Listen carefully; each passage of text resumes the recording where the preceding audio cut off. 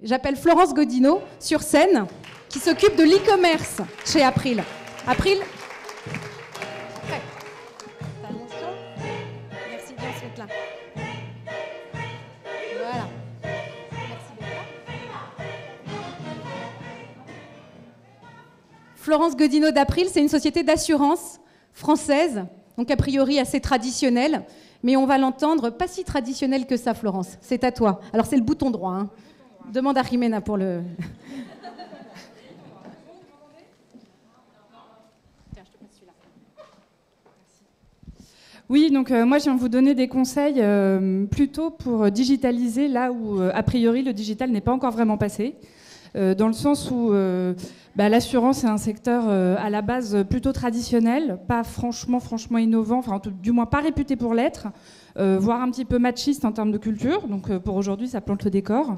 Et donc dans ce secteur-là, April, c'est une entité un petit peu à part qui très tôt a pensé des produits d'assurance très ciblés sur des segments qui n'étaient pas vraiment assurés par d'autres assureurs à l'époque. Et qui a donc développé vraiment sur une approche de niche et très segmentée. Du coup, en termes d'image, on peut dire qu'on était plutôt là et que l'objectif, c'était plutôt de passer vers ici en termes d'expérience digitale. Donc autant dire qu'il y avait beaucoup à faire. Et puis alors, important pour la suite, le modèle April peut vous donner des idées pour digitaliser un groupe parce que c'est en plus un groupe très entrepreneurial, pour le coup un peu organisé sous le modèle de la franchise, ce qui fait que pour digitaliser, il faut imaginer qu'on doit digitaliser un univers dans lequel il y a énormément de structures différentes qui n'ont pas les mêmes niveaux de maturité, avec comme forte culture de l'entrepreneur le fait que le patron de chaque filiale est autonome, indépendant, il porte la marque du groupe, mais il a vraiment l'autonomie sur sa stratégie et l'enjeu derrière tout ça, c'est de garder les coups des franges pour pouvoir innover chacun sur leur marché. Donc vous imaginez du coup en termes d'organisation et de secteur, c'est pas vraiment le contexte le plus simple pour aller digitaliser. Alors pourtant, de par le business model, April a pris conscience assez tôt qu'il y avait un gros enjeu du digital, et je vous invite à réfléchir parce que sur plein de secteurs c'est la même chose.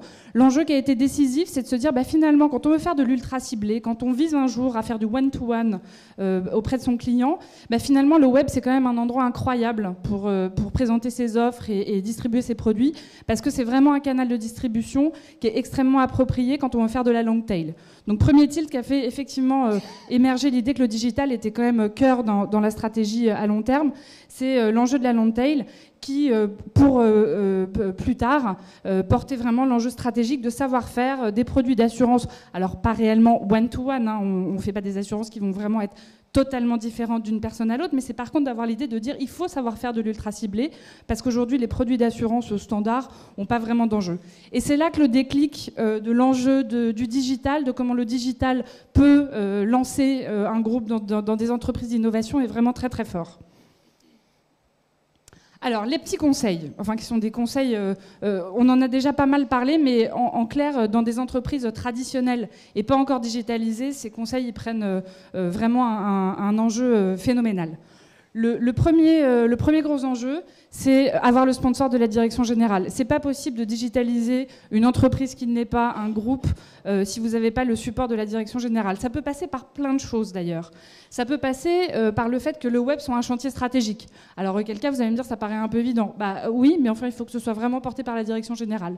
Si le web n'est pas un chantier stratégique au sens où la survie à long terme du business n'en dépend pas a priori, il y a une deuxième clé qui peut être que si on n'arrive pas à le faire passer comme un vrai chantier stratégique porteur de croissance, de développement avec un plan appuyé, ça peut être de repenser que faire du digital et de l'innovation une priorité, c'est un message très fort qui peut venir de la direction générale sans avoir nécessairement besoin d'avoir un business plan hyper clair sur 5 ans qui dit demain on fait 10% des ventes comme on disait chez BNP Paribas ou on veut digitaliser la relation client. Si vous n'avez pas réellement ces piliers-là qui peuvent naturellement porter votre démarche digitale, alors il faut penser que le lien entre le digital et l'innovation est tellement fort que ça peut faire partie des messages qui vous lancent bien sur la démarche.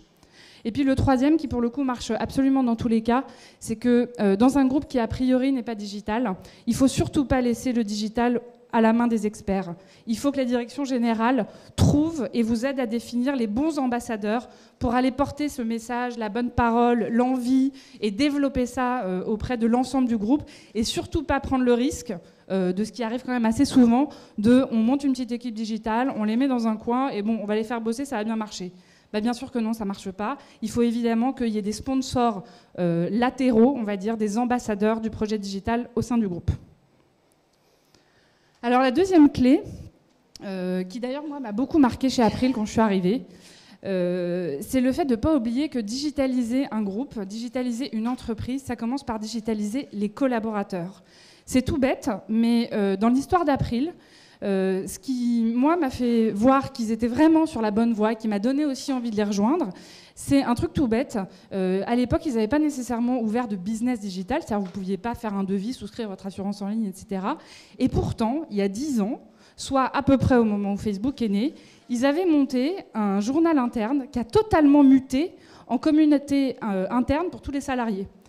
Alors aujourd'hui, ça paraît pas révolutionnaire. À l'époque, c'était juste une idée dingue en fait, parce qu'ils ont fait le pari de dire bon bah finalement, il y a 10 ans, le journal interne, qui quand on l'écrit en janvier, qu'il est publié en février, qu'il est reçu par les salariés en mars, et encore si tout est bien fait, ils reçoivent en mars une information qui au mieux les intéresse encore un petit peu, mais qui dans tous les cas est périmée parce qu'ils ont déjà été mis au courant par d'autres réseaux. Et bien à l'époque, April, donc moi j'y étais pas à cette époque-là, mais on me l'a raconté, et ce réseau existe toujours, il est vraiment devenu communautaire. Il s'appelle Swing d'ailleurs, parce qu'à l'époque c'était site web interne du groupe, donc c'est rigolo, c'était vraiment un site web au démarrage. C'est devenu en fait non pas, enfin évidemment ça a la fonction d'un journal interne encore, mais c'est vraiment devenu le réseau interne des salariés. Donc vous avez par exemple des choses qui moi me font vraiment penser au fonctionnement de Facebook, un onglet moi où vous faites votre profil en tant que collaborateur, vous remplissez votre CV mais en mieux parce que c'est quand même fait pour un peu réseauter en interne, un onglet nous qui en fait peut être toutes les communautés par lesquelles vous êtes intéressés. Votre société, votre filiale, puisque je vous rappelle qu'on est dans un groupe qui a un archipel d'entreprises, donc du coup vraiment votre identité en tant que filiale, mais aussi votre communauté d'experts, donc il y a la communauté des experts comptables du groupe, il y a la communauté des digitaux, bien sûr, mais enfin il y en a plein d'autres. Et puis un onglet vraiment tous, où là, si le nous, c'est un peu le journal régional de France 3, vous voyez de quoi je parle, bah, le tous, c'est vraiment le journal national, international, et où là, vous avez la vie du groupe, la marque, enfin bref, les trucs très forts de l'ADN de la marque qu'on veut partager avec tous les salariés.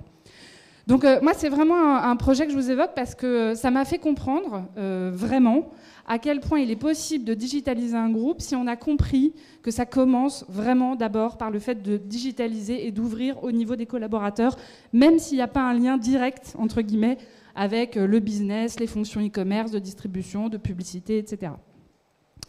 Dernier mot sur le projet Swing, pour quand même vous donner une idée. Les moments forts, à mon avis, dans ce genre de truc, c'est d'oser arrêter d'investir sur le papier à un moment pour dire on va mettre tous les budgets du journal interne sur ce type de projet. Et ça, bah, aujourd'hui aussi, ça paraît normal, mais il y a 10 ans, waouh, c'était quand même pas mal touchy comme décision, j'imagine. Et le deuxième, c'est d'y faire vivre des moments très importants. Le moment où vous changez de marque, le moment où, vous rachetez où le groupe rachète des entreprises, etc. Bah, le fait que ce soit dans cet endroit-là qu'on y parle et pas ailleurs. Et puis le deuxième petit exemple que je voulais vous donner, qui a donc rien à voir avec le réseau d'entreprise, c'est rapport à l'idée de digitaliser ses collaborateurs.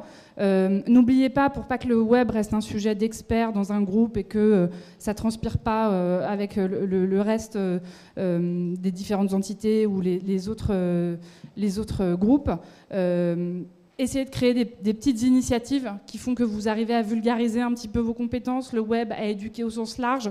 Chez April, on a monté un truc qui s'appelle les Digital Summer Camps, c'est-à-dire en gros donner des petits cours sur le web, mais l'été, c'est-à-dire à des moments où les gens sont un tout petit peu plus cool et un peu moins charrettes et sont un peu plus open pour apprendre à écouter sur d'autres métiers. Et ça fonctionne super bien, ça coûte rien, c'est des webconférences, donc vous pouvez faire ça avec des salariés du monde entier. Ça permet quand même tout simplement d'éduquer un petit peu à ces métiers. Donc deuxième pilier, digitaliser les collaborateurs. Et le dernier, je ne vais pas en parler très longtemps parce qu'il est d'abord très à la mode et qu'on en parle beaucoup dans les médias. Mais n'oubliez pas, quand vous voulez digitaliser un endroit où le digital n'est pas encore passé, N'oubliez pas qu'il faut expliquer, évangéliser sur le rôle fondamental de la data, de la mesure, dans les outils de tracking, les outils de reconnaissance du client, puisque si vous ratez cette étape-là, ça va être difficile après de faire porter les fruits business de votre démarche. Donc, n'oubliez pas qu'il faut commencer par éduquer sur ce sujet-là. Merci. Merci beaucoup, Florence. Merci. Attends.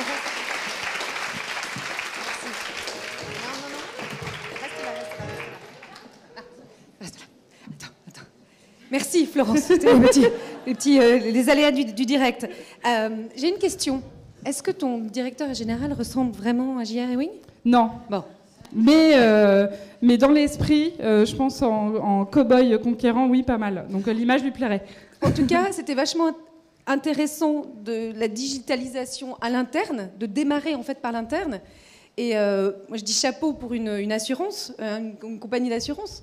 C'est des produits qui ne sont pas forcément qu'on a facilement accès. Mais moi, je rêve d'une assurance qui assure les personnes qui se Foursquareisent. Qui utilise Foursquare dans la salle ? Alors finalement, parce que quand on check-in, on check-in où on est, mais du coup, on check-in et on dit là où on n'est pas.